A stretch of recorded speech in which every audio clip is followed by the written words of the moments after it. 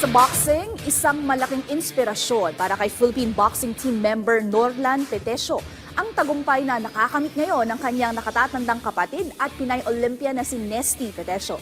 Para sa detalye, narito ang report ni teammate Paulo Salamati. Sa bawat atleta, may kanya-kanyang bitbit na motibasyon upang magpatuloy tungo sa tagumpay. At sa panahon ng pag-abot ng panalo, maraming atleta ang gagamitin ito bilang inspirasyon upang magpursigi sa kani-kanilang mga hamon sa buhay.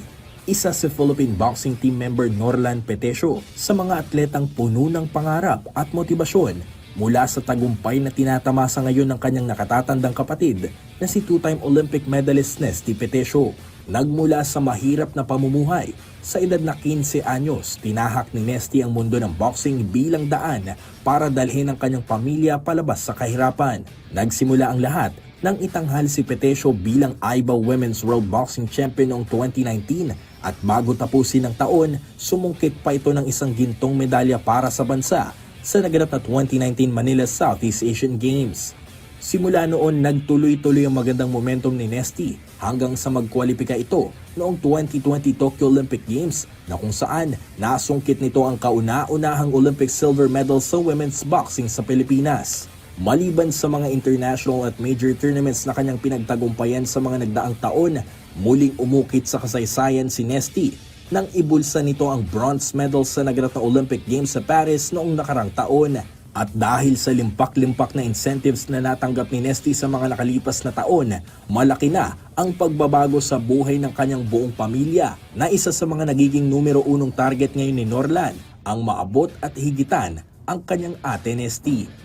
Nung unang pagpasok ni Ate Nesh po sa national team na para matustusan lang yung pangangailangan namin po sa pang-araw-araw. Din parang naano din po sa utak ko na susundan ko yung ginagawa niya po na maka-provide man lang sa pamilya po namin. Parang gusto ko rin yung marating nakuha niya, sir. Mahigitan ko pa po. Yun yung gusto kong maabot.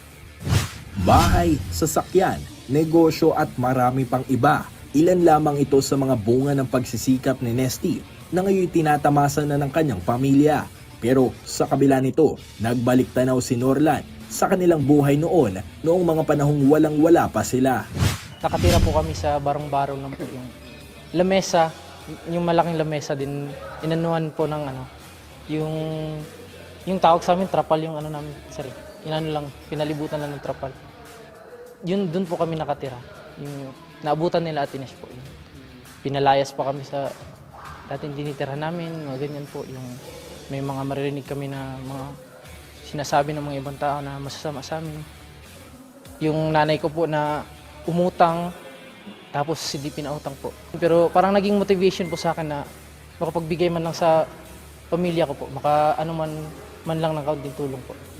Pero sa kabila ng mga pera, kagamitan at iba pang mga bagay na meron sila ngayon, wala pa ring balak si Norlan na sandalan ng suportang natatanggap nila sa kanilang ate Nesty. Uhaw pa rin po, kasi iba yung sa kanya, iba din yung sa akin, sir. Kung ano yung pangarap niya, iba yung pangarap ko po. Lalo na may anak ako, sir. Yung pangarap ko po, nasa anak ko na po. Wala na yung sa sarili. Isa to sa mga patunay kung gaano kaimportante ang pamilya sa buhay ng bawat atleta at sa iba pang mga tao na ang isang inspirasyon tungo sa tagumpay ay maaaring gamitin ng ibang atleta para sa kanilang pangarap. Dahil ika nga ng ibang mga Pinoy Olympic champions, ang tagumpay ko ay tagumpay nating lahat. Paulo Salamatin para sa Atletang Pilipino, para sa Bagong Pilipinas.